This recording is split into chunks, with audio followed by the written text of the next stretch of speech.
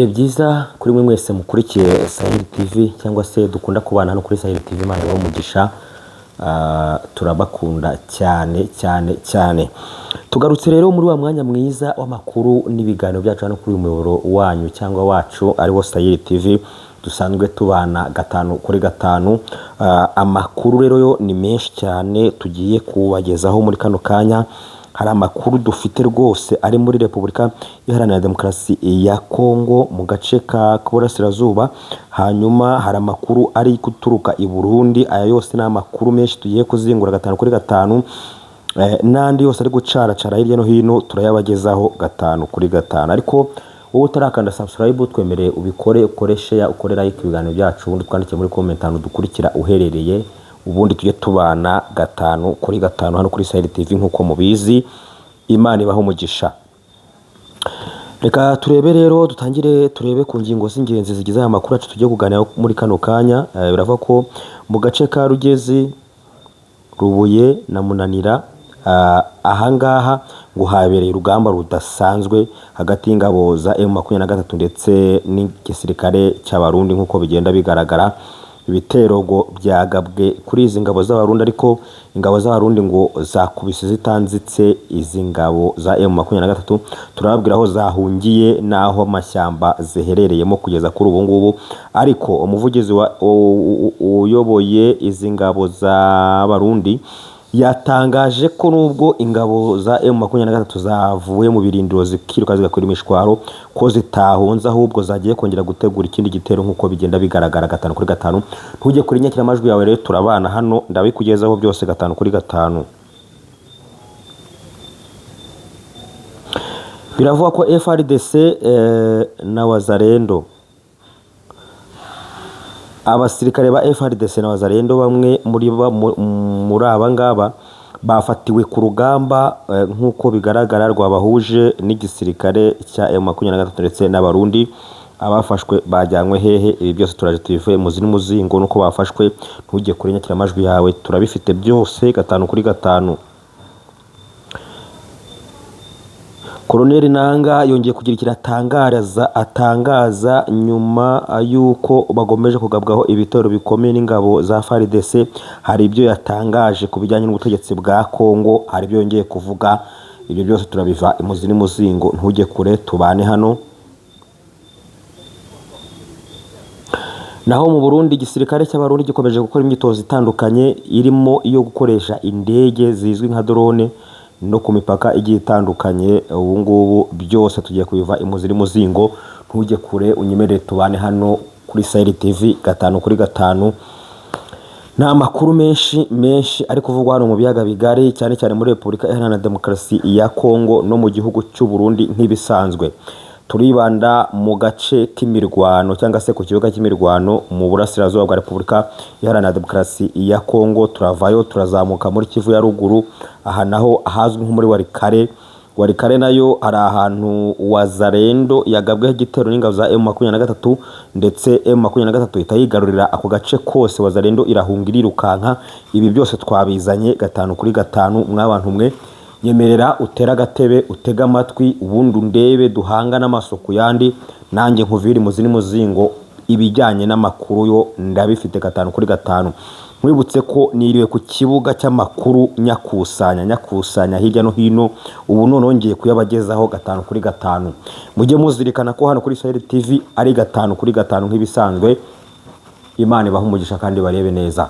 Reka tubasuhuje mwebwe muherereye South Africa, muri Zambia, Mozambique n'ahandi hatandukanye, muri Kenya, muri Tanzania, i Bugande. Tubahaye yambu, namwe tubahaye ikaze hano kuri Sahel TV nk'ibisanzwe. Namwe abarundi mwese, abashinga ntayo muherereye hirya no hino ku isi, tubahaye ikaze. Namwe abakongomani muri rusange muherereye hirya no hino ku isi, reka tubabwire ngo nubwo uyu munsi bitameze neza, ejo bizagenda neza kubera Imana. Nawe tuguhaye ikaze udukurikiye. Hanyuma kandi abanyarwanda mwese muherereye ku isi, Imana ibarebe neza kandi irusheho kubagirira neza. Namwe mu nshuti zacu zakadasohoka kuri Sahel TV, Imana ibahe umugisha abo dukurikira hirya no hino muherereye. Turabakunda cyane, muhawe ikaze. dusuza abari muri Amerika, abari muri Canada, abari mu Bwongereza, abari Belgique, abari mu Budage, abari hirya no hino ku isi, mwese turabasuhuje, mwiyumvemo ikaze hano kuri Sayiri TV nk'ibisanzwe. Tugiye rero kubagezaho amakuru ari gucaracara hano mu biyaga bigari nk'uko mubizi, amakuru kandi agezweho y'ingenzi kandi yizewe 5 kuri 5, nta handi wayasanga ni kuri Sayiri gusa. Hanyuma twemerere ukande subscribe, hanyuma ukore share ibiganiro byacu, urayikinge, ubundi twandike muri comment ahantu dukurikira uherereye, ubundi wicyo no gukanda kunzogera, tujye tubana 5 kuri 5 hano kuri Sayiri TV. Imana igumugisha mwinshi. Amakuru rero,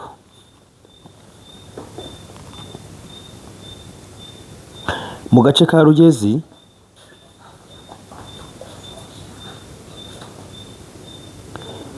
Rubuye, mu gace ka Rugezi, Rubuye, Munanira, ku isaha ya 4 nibwo ibitero byagabwe nibwo ibitero byagabwe ku ngabo z'abarundi nk'uko bigenda bigaragara. Ibitero byagabwe ku ngabo z'abarundi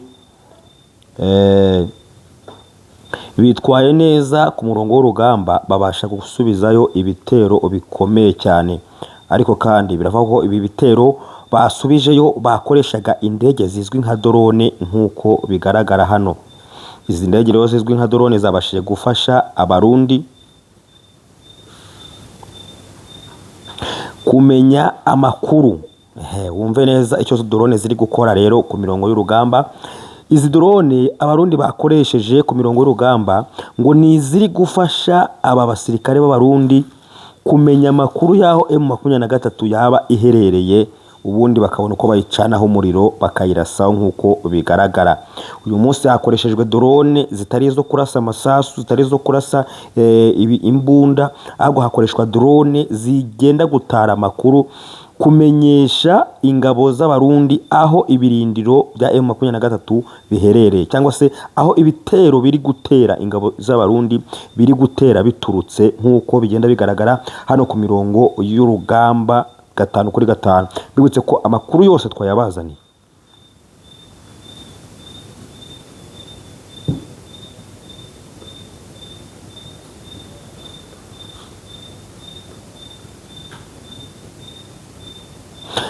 Biravugwa ko hano ku mirongo y'urugamba iki gitero ingabo za M23 zagabye ku ngabo z'abarundi.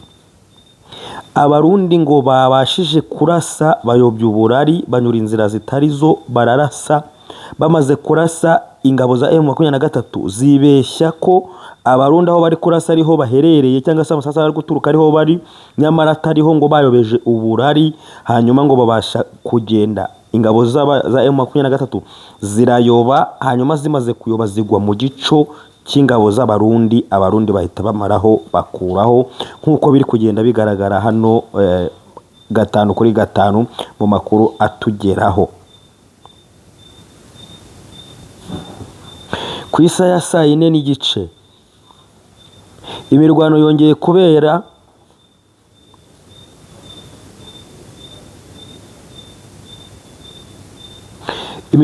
kubera ahitwa Kariba, nibwo imbunda zikomeye zakoreshejwe na M23 ndetse zinakoreshwa n'ingabo z'abarundi nk'uko bigenda bigaragara no ku mirongo y'urugamba. Hanyuma ngo bararasana, imirwano irabica biracika, hanyuma biza kurangira ingabo za M23 zihungiye ahitwa Remera,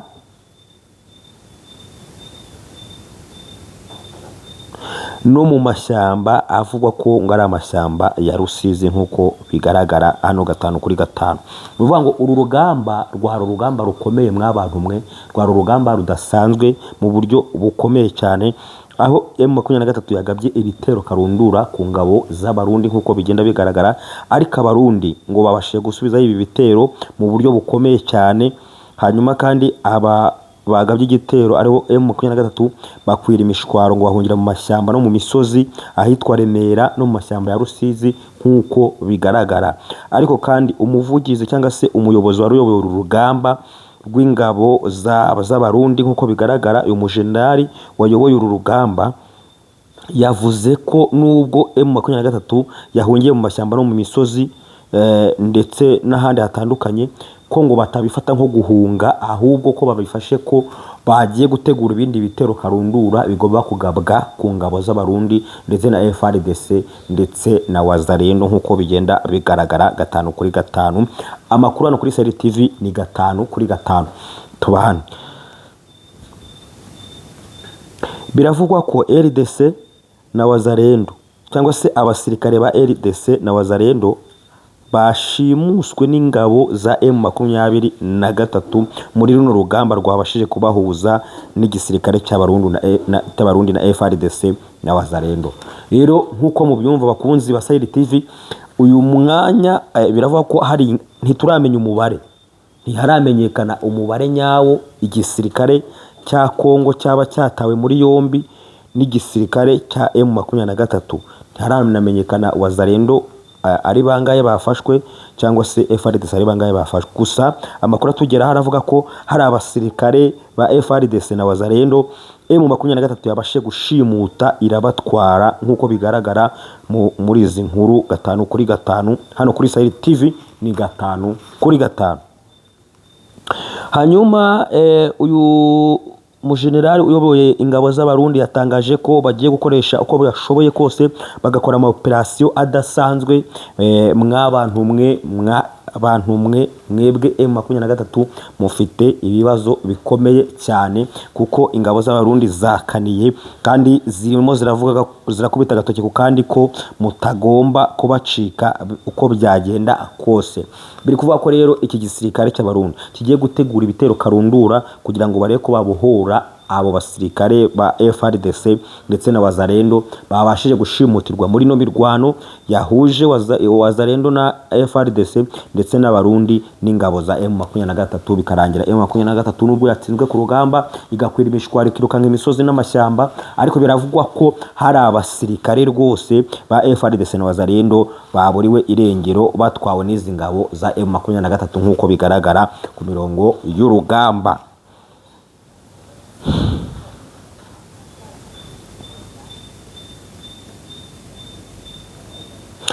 Naho Colonel Nanga nibiki yavuze mw'abantu mwe. Colonel Nanga icyo yavuze ko ubutegetsi bwa Kisekedi bwitegura kugaba ibitero karundura ku ngabo za M23 ziri mu bice bitandukanye hirya no hino. Arongera avuga ko kandi nubwo bwose ari ibitero biri kwitegurwa kugabwa ku ngabo za M23, ariko kandi ko nubundi hari ibitero bakomeje gutera nubundi ku birindiro bya M23 aho igiye iri mu bice bitandukanye. Aravuga ati ubu butegetsi twarabibonye ko budakeneye ibiganiro, ntibwifuza amahoro, burashaka intambara. Akomeza avuga ati rero twebwe twagiye tubigaragaza kenshi ko dukeneye ibiganiro, twagiye muri Qatar, twagiye n'andi atandukanye, atariko ibingi ubutegetsi bwa Kongo bwarabisuzuguye, ntago bushaka kujya mu biganiro nk'uko bigaragara. Ati n'ikimenyimenyi twebwe tuvuye Doha ejo bundi tubonye ibintu binaniranye, ariko kandi ati kugeza kuri ubu ngubu twe turemera ibiganiro bibayeho nta kibazo, niyo nzira y'amahoro yatuma tukongera kubona amahoro ku butaka bwa Repubulika Iharanira Demokarasi ya Kongo nk'uko bigaragara. Kandi Colonel Nanga yongeye kugaruka ku kibazo cya Joseph Kabila n'ubundi akivugaho nacyo. Aravuga ati uyu Joseph Kabila Kabange uri muri Repubulika Iharanira Demokarasi ya Kongo mu gace k'Igoma, ati ibi nta kintu bitwaye, ati kuko uyu nguyu Kabila yaje mu gihugu cye nk'uko bigaragara, ati kandi kuza mu gihugu cye ni uburenganzira bwiwe, ntacyo bitwaye nta n'icyo bimutwaye, ati ibyo ni ibisanzwe kuba yaragarutse hano muri Kongo. Yakomeje kugenda atangaza rero ibintu bitandukanye hirya no hino, kandi avuga ko rwose ibiganiro byo babyemera binaramutse bibayeho ko ntacyo byaba bitwaye, ariko avuga ko ubutegetsi bwa Kongo nk'uko mubizi bukomeje kugenda bwanga ibiganiro, bugenda bwirengagiza ibiganiro, kandi ariyo nzira yo kugarura amahoro muri Repubulika Iharanira Demokarasi ya Kongo nk'uko bigaragara.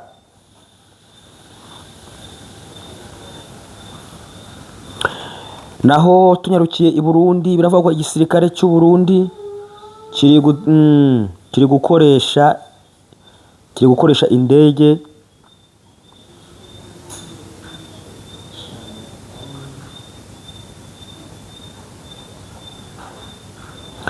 izi ndege zizwi cyane nka drone ahitwa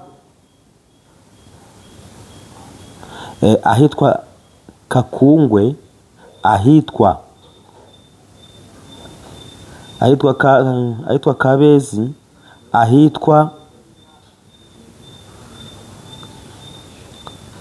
ahitwa Katumba, ahitwa Rusizi,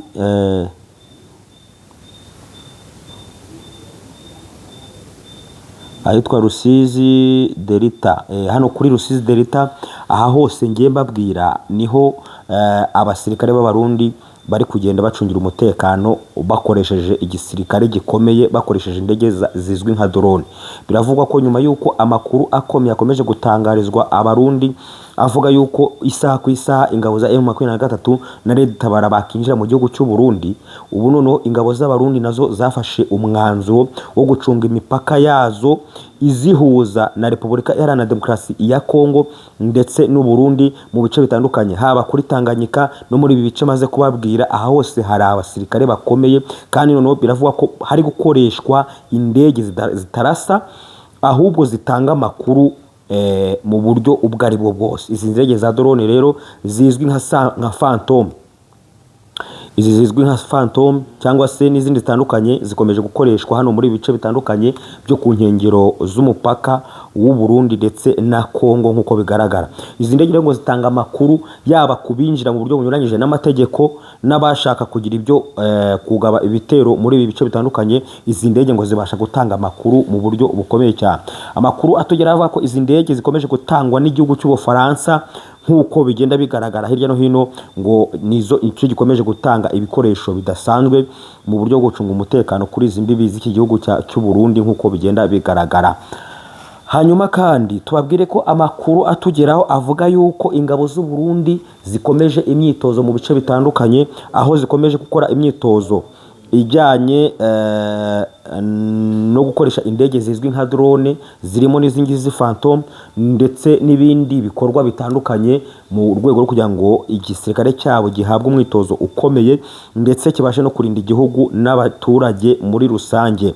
Amakuru rero n'ubundi atugeraho aravuga ko bamwe mu basirikare b'abakongomani ba FARDC ndetse na Wazalendo nabo bari guhererwa imyitozo karundura mu gihugu cy'u Burundi kugira ngo babashe gucunga neza igihugu cyabo nk'uko bigenda bigaragara 5 kuri 5. Biravugwa yuko aba basirikare ba Wazalendo bajyanywe Burundi mu bigo bitandukanye bya gisirikare ndetse na FARDC nabo bajya guhabwa imyitozo ya gisirikare ikomeye kugira ngo babashe gufatanya n'ingabo z'u Burundi mu guhashya uyu mutwe wa M23 ukomeje kubica bigacika haniya muri Repubulika Iharanira Demokarasi ya Kongo.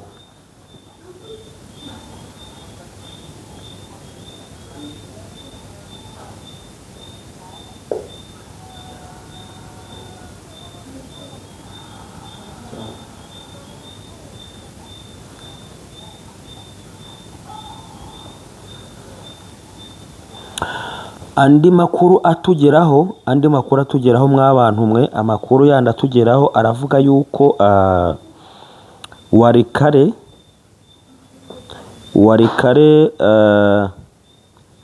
muri Warikare ingabo za M23 zagabye igitero karundura ku ngabo za Wazalendo aho zari ziri mu birindiro, hanyuma babasha kubirukana babarasaho bikomeye. Wazalendo ikizwa n'amaguru irahunga igenda kibunamo amaguru, hanyuma uduce twinshi two muri Warikare bikaba bivugwa ko M23 yadufashe itangiye kugenda itugenzura.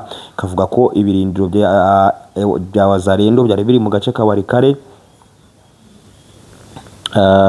Bivugwa yuko izi ngabo za M23 zamaze kubisenya, zirabitwika, birashya birakongoka, hanyuma ingabo za Wazalendo zikizwa n'amaguru nk'uko bigaragara ku mirongo y'urugamba ahangaha muri Walikale.